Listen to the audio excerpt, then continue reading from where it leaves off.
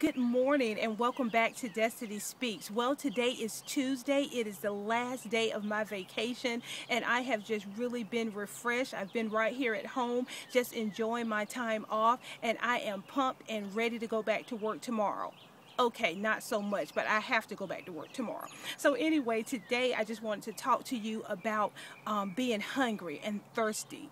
Do you know what it is to be hungry or thirsty? Well, the Bible tells us in the book of Mark, the 5th chapter, the 6th verse, it says, "Blessed are those who thirst and hunger after righteousness, for they will be filled." But most of us don't even know what it means to be hungry. You know, not so much in the natural, but in the spiritual. We don't know what that means to be hungry. Well, if you've ever seen any of those commercials where they show some of the countries that are starving, places like Ethiopia or India, and you see the aid that comes into the country, and you see people running behind the trucks because they know that rice is going to be thrown out or some type of food packet is going to be thrown to them. And these people are desperate. They're running after these trucks and they have their hands up in anticipation. They're ready to catch that rice when it's thrown. Well, that's the same hunger and thirst that we need to have for the presence of God in our lives. But so many of us don't know what it means to be hungry for the Word of God.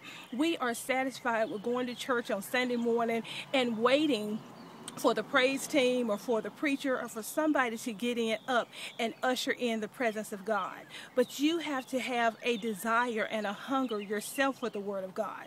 Well, you have to be desperate for the Word of God. And see, desperation is birthed out of desire. So if there is no desire in you for the Word of God, then there's not going to be any desperation. There's not going to be any hunger.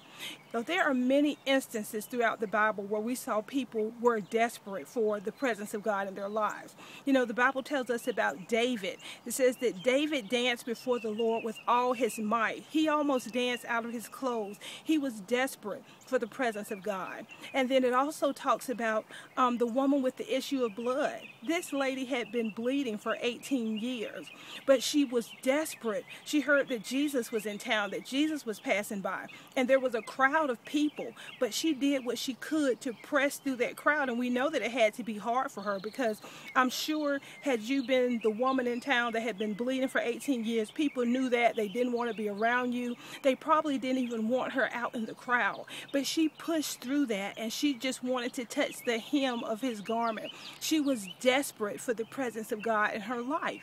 And then there was the Canaanite woman, who was not even a follower of Christ. She didn't even worship the Lord, but she had a daughter that was possessed by demons, and she knew that the power of God could heal her. So she was desperate to have the presence of God in her life. And she went and she asked Jesus for a miracle. And Jesus called her a dog. But do you think she let that stop her? She said, even the dogs eat the crumbs for the master's table. This woman was desperate for God. And then there was Moses. And Moses had seen all kinds of miracles from the Lord. He had seen the Lord part the Red Sea by just holding up his staff. He had seen all the plagues that was brought upon Egypt. He'd seen all these things. He drank water from a rock. He'd eaten manna that fell from heaven. Moses had seen all these miracles, but still he was desperate for the presence of God in his life. He still wanted more of God. He said, Lord, I want to see your face. I want to see your glory. And that's how we need to be about the presence of God in our lives. We have to become desperate for his presence. And when you're desperate for something, you don't care how you look. You don't care what other people think. You don't care what other people say. You know, desperation is a time when we remove the mask and we become real with God.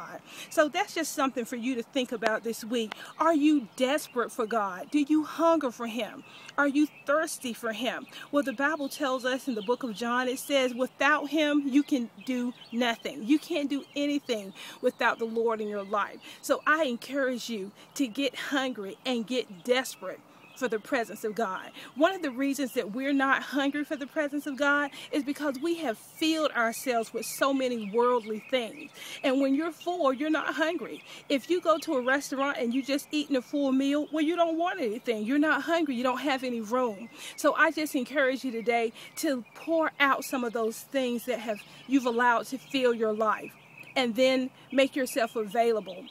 Become empty and let the Lord pour back into you. Okay? Anyway, this has been Destahnee Speaks. I love you guys, and I will see you tomorrow on the way to work. Have a blessed day.